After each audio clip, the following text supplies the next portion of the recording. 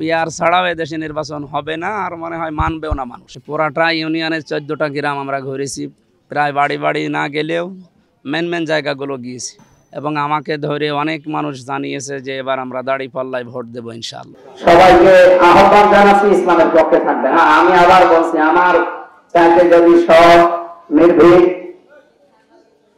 এবং যোগ্যতা সম্পন্ন মানুষ, অনেকে বলছে শিক্ষাগত যোগ্যতা, যারা দাঁড়াবে আমার মনে হয় জামাত ইসলাম বাংলাদেশ যাদেরকে নমিনেশন দিয়েছে তাদের উপরে শিক্ষাগত যোগ্যতা দেশে আর কারণ। তারা তো এক লাইনে পড়ো, আমরা 2 লাইন। আমি ডান দিকে লিখতে পারি, বাম দিকে লিখতে পারি। তাদেরকে আপনি বাম দিক থেকে লিখতে দেন তো জীবনে কলম ভেঙে যাবে। আর দিকে শুধু একটা সূরা লিখতে দেন, জীবনে পারবে যারা দাঁড়িয়েছে। আমরা যদি জেলা থেকে আসি, আর বাইরের দেশে মুসলিম দেশ 57টা, সাইদে সাহেব এমনি উন্নত করে না, শুধু সরকারি টাকা দিয়ে করে না। উনি বাইরের দেশ থেকে 57টা মুসলমান দেশ থেকে টাকা পয়সা এনে নিজের এলাকা, আমি যান সাইদে সাহেবের পিরোজপুরে, মনে হয় যে জান্নাত বানিয়ে ফেলছে। বান্ডেল থাকলে প্রতি সেনমানিতে টাকা বাঁচবে। বিকাশ সেনমানি বান্ডেল কিনে জিতুন প্রতি লেনদেনে। আমরা ইনশাআল্লাহ যে পরিস্থিতিটা আল্লাহ দিয়েছে, আমার দেশের একটা পরিস্থিতি আছে, এবং আলেম নামে যে একটা সম্মানজনক শব্দ আমার নামের আগে লেখা আছে মুফতি, এটা দিয়ে বিশ্বের মুসলমানদের কাছ থেকে আমরা আমার নিজের এলাকার জন্য, বিশেষ করে পাটিকা বাড়ি থেকে শুরু হবে ইনশাআল্লাহ, আমরা আল্লামা সাইদের মতো, পিরোজপুরের মতো কুষ্টিয়াকে আরো সুন্দরভাবে সাজাতে চাই। এখানে একটা কথা দিয়েছেন আপনার, কৃষকদের বিনা সুদে ঋণ। হ্যাঁ, ঋণ তো বিনা সুদে দেওয়া হবে, সুদ নেওয়া হবে কোন কারণে? এই হারাম কাজ আমরা করতে দেবো ইসলাম আসলে?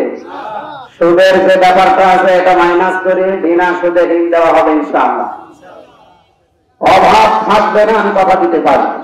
মেয়েদের যে স্বতঃস্ফূর্ত মানে সারা ইউনিয়ন, আজকে আমরা সে সকাল 9টা থেকে শুরু করে এই যে এখন বাজে 4টা, এই পুরাটা ইউনিয়নের 14টা গ্রাম আমরা ঘুরেছি, প্রায় বাড়ি বাড়ি না গেলেও মেন জায়গাগুলো গিয়েছি।